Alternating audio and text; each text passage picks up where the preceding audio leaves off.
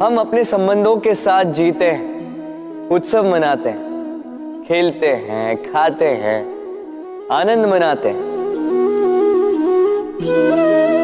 किंतु जब कोई प्रिय हमसे दूर चला जाता है, इस संसार से चला जाता है, तब हम दुर्बल हो जाते हैं, सदा दुखी रहते हैं। क्या ये होना चाहिए? इस प्रकृति को देखिए, वृक्ष पत्तों के झड़ने से शोक नहीं मनाता, वो नए पत्तों के आने का स्वागत करता है। कल आप भी किसी के स्थान पे आए थे और कल आपके स्थान पे भी कोई और अवश्य आए, क्योंकि ये परिवर्तन है, ये इस प्रकृति का नियम है। इसमें शोक कैसे? जो छूटा उसका शोक मनाने के स्थान पर जो मिलेगा या जो आपके पास है उसका आनंद उठाइए। राधे राधे। अत्यंत कठोर स्वामी। आपने कई लोगों को यह कहते हुए सुना होगा, मेरे पास इतना समय नहीं है, इस कार्य में जो है अत्यधिक समय लग जाएगा, इसके विषय में सोचने के लिए मुझे समय ही चाहिए। अच्छा, मैं आपको एक बात बता देता हूं, यदि आपने ये निश्चित करने में समय लगा दिया कि आपको क्या करना है, तो समय ये अवश्य निश्चित कर लेगा कि आपके साथ क्या करना है, क्योंकि ये समय अत्यंत कठोर होता है। जब तक आपके साथ है, इसका आदर करना सीखें, इसका सम्मान करना सीखें, इसका सदुपयोग करना सीखें। यदि ऐसा नहीं हुआ तो इस समय को, स्वयं को और आपको बदलने में अधिक समय नहीं लगेगा।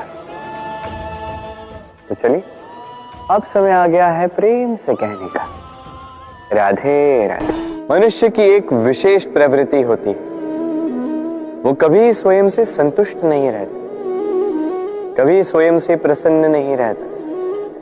जो है उससे अधिक पाना चाहता, जो पा लिया उससे आगे बढ़ना चाहता, अपने जीवन में बदलाव, परिवर्तन लाना चाहता। और ये प्रवृत्ति संसार में सबसे महान है, क्योंकि इसी प्रवृत्ति के चलते संसार में विकास होता है। किंतु इस बदलाव के लिए मनुष्य उसकी खोज में रहता है जो उसके जीवन में बदलाव ला सके, उसे मार्ग दिखा सके, उसके जीवन में परिवर्तन ला सके। और इसके लिए मनुष्य संसार भर में उसे खोजता है जो उसके पास है।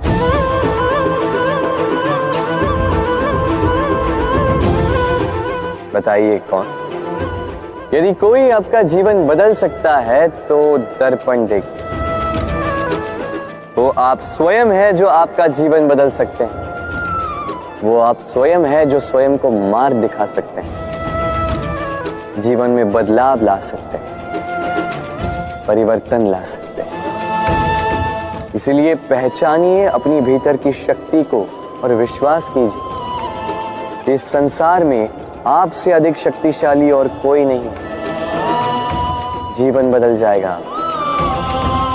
और अंधविश्वास का नहीं, आत्मविश्वास का हाथ थामिए, आपकी समस्याएं स्वतः दूर हो जाएंगी। मन बड़ी ही विचित्र कृति है। ये मन शरीर के किस अंग में बसता है कोई नहीं जानता, किंतु संपूर्ण शरीर इस मन की इच्छा साकार करने के लिए प्रयास करता रहता है। अब यदि मन कुछ खाने का करे तो व्यक्ति उसकी वनोपवनों की इच्छा साकार करने का माध्यम ढूंढता रहता है। अब यदि मन किसी को शत्रु समझ ले तो व्यक्ति उसे नष्ट करने का हर संभव प्रयास करता है। अब यदि मन किसी से प्रेम करे तो उसकी प्रसन्नता के लिए हर सीमा लांघने के लिए सज्ज रहता है। परंतु जीवन सुखद हो, इसके लिए आवश्यक है कि मन खाली हो। इस बांसुरी की भांति भीतर कुछ भी नहीं, न राग है न द्वेष, तब भी तार छेड़ने पर स्वर निकलता है। इसी प्रकार मन को भी भावनाओं से मुक्त रखना आवश्यक है। स्मरण रखिए, मन में कुछ भर के जियोगे तो मन भर के जी नहीं पाओगे। भूल और मनुष्य, इन दोनों का संबंध कुछ वैसा है जैसा पंख और चिड़िया का, जैसा धारा और नदिया का।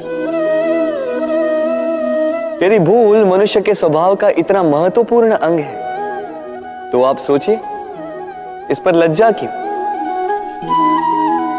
इस पर लज्जा करना ठीक है ही नहीं। वैसे देखा जाए तो भूल हमें स्वयं को और श्रेष्ठ बनाने का अवसर देती है, पहले से अच्छा प्रदर्शन करने की प्रेरणा देती है। अब कदाचित आप में से कुछ इस बात से सहमत नहीं हो, क्योंकि बहुतों की दृष्टि में भूल दोष को जन्म देती है, दोष अपराध को, और अपराध के लिए क्षमा नहीं, दंड मिलना चाहिए। किंतु क्या आपने कभी सोचा है कि ऐसा क्यों होता है? क्या कारण है इसका? इसका कारण है भूल स्वीकार करने से बचना।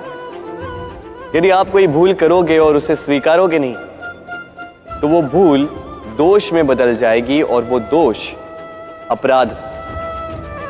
तो साहस रखिए, अपनी भूल को स्वीकार करना अपनी भूल को सुधारने की दिशा में सबसे पहला कदम होता है। और स्मरण रखिएगा, यदि कुछ अपराध है तो वो है समय पे अपनी भूल ना स्वीकार। हमारा शरीर प्रकृति की सर्वोत्तम रचना है। जो अंग, जो तत्व हमें मिले, उन सब का अपना अपना एक संदेश है। दो आंखें दी हैं देखने के लिए, दो कान दिए हैं सुनने के लिए, नथुने भी दो हाथ दिए हैं दोहरा परिश्रम करने के लिए, किंतु जीव केवल एक। उस पर भी नुकीले बलिष्ठ दांत दिए हैं उनकी रक्षा के लिए। कभी सोचा है क्यों?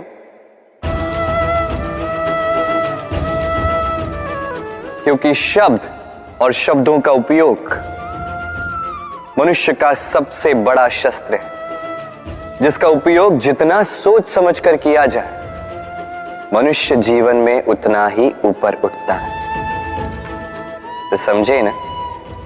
देखो, सुनो, समझो अधिक, बोलो कम। मनुष्य का स्वभाव है कमाना, संग्रह करना, फिर चाहे वो धन हो, नाते हो, संबंध हो, या हो प्रसन्नता।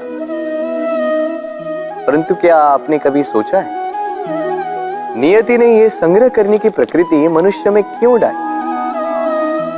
एक बीज से पौधा पनपता है, उसके भोजन से फल संग्रहित होता है। क्यों? इसलिए ताकि वृक्ष उसे स्वयं खा सके? नहीं, बल्कि इसलिए ताकि वो भूखे जीवों में बांट सके। अब आप पूछेंगे कि इसमें वृक्ष का क्या लाभ? लाभ है, क्योंकि जो बांटता है वो मिटता नहीं। जो फल ये जीव खाते हैं वो उसके बीजों को वातावरण में बिखेर देते हैं, जिससे जन्म लेते हैं नए वृक्ष। उसकी जाति, उसका गुण, उसकी मिठास अमर हो जाती है। इसलिए स्मरण रखिएगा, अमीर होने के लिए एक एक क्षण संग्रह करना पड़ता है, किंतु अमर बनने के लिए एक एक कण बांटना पड़ता है। कभी बरगद के वृक्ष को देखा है? कितना विशाल होता है। कभी कभी भय लगता है कि इन भारी डालों का बोझ ये तना सह भी पाएगा या नहीं। भय लगता है कि कहीं ये वृक्ष टूट कर न गिर जाए, किंतु नहीं। समय पड़ने पर शाखाओं से निकलने वाली ये बेलें धरती की ओर बढ़ती और फिर स्वयं जड़ बनकर इस वृक्ष को सहारा देती। इसी प्रकार जो परोपकार करते हैं, सत्कर्म करते हैं, उन्हें स्वयं के लिए चिंतित होने की आवश्यकता ही नहीं, क्योंकि उनके कर्म ढाल बनकर उनकी रक्षा करते हैं। इसीलिए जीवन में सहारे की नहीं, कर्म की चिंता कीजिए।